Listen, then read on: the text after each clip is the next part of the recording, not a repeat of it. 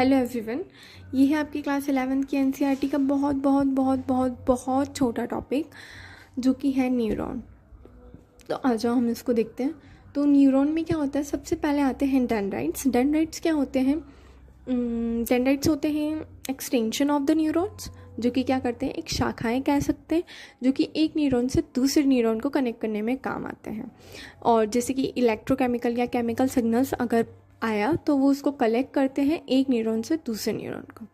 दूसरा है nucleus. Nucleus क्या है, इसके सेंटर में प्रेजेंट है, जिसके आसपास बहुत छोटे छोटे छोटे छोटे नीजल ग्रैन्यूल्स होते हैं। नीजल ग्रैन्यूल्स क्या होते हैं?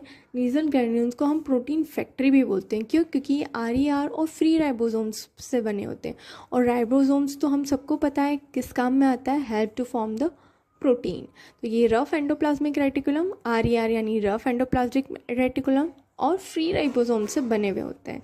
इसलिए और ये हेल्प करते हैं प्रोटीन फॉर्मेशन में, प्रोटीन प्रोवाइड करने में, तो इसलिए इसे बोला गया है नीजल ग्रैन्यूल्स। दूसरी चीज़ इसमें अगर अपन देखें तो एक्सोप्लाज्म। एक्सोप्लाज्म क्या होता है? एक्सोप्लाज्म होता है जैसे कि साइटोप्लाज्म है तो न्यूरॉन के क्योंकि इस न्यूरॉन को बोला गया है एक्सॉन, तो न्यूरॉन के साइटोप्लाज्म को बोला गया है एक्सोप्लाज्म। ठीक है। और एक्सोप्लाज्म किस काम में आता है? एक्सोप्लाज्म काम में आता है जैसे कि न्यूरोट्रांसमीटर्स हैं, न्यूरोट्रांसमीटर को ट्रांसफ़र करने में, एसेंशियल ऑर्गेनल्स को ट्रांसफ़र करने में, प्रोटीन को ट्रांसफ़र करने में क्या काम आता है? एक फ्लूइड सब्सटेंस और ट्रांसफॉर्मेशन में काम आता है, उसको बोला गया है एक्सोप्लाज्म। अब आते हैं माइलिन शीट पे। माइलिन शीट कैसे बनी हुई है? माइलिन शीट बनी हुई है फैट्स, लिपिड, प्रोटीन। अब जैसे कि ये फैट से बनी हुई है तो ये एज अ इंसुलेटर काम करेगी, एज अ इलेक्ट्रिकल इंसुलेटर ये काम करेगी, और ये सिग्नल्स को एक स्ट्रेंथ प्रोवाइड करेगी।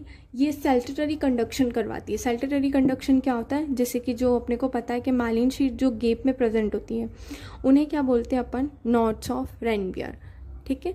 जो कि नॉट्स ऑफ रेनबियर जो होते हैं वो गेप होते हैं जो कि माइलिन शीट, एक माइलिन शीट से दूसरी माइलिन शीट के बीच में प्रेजेंट होते हैं। तो सेल्टेटरी कंडक्शन क्या होता है? ये इलेक्ट्रिकल न्यूरॉन में होता है।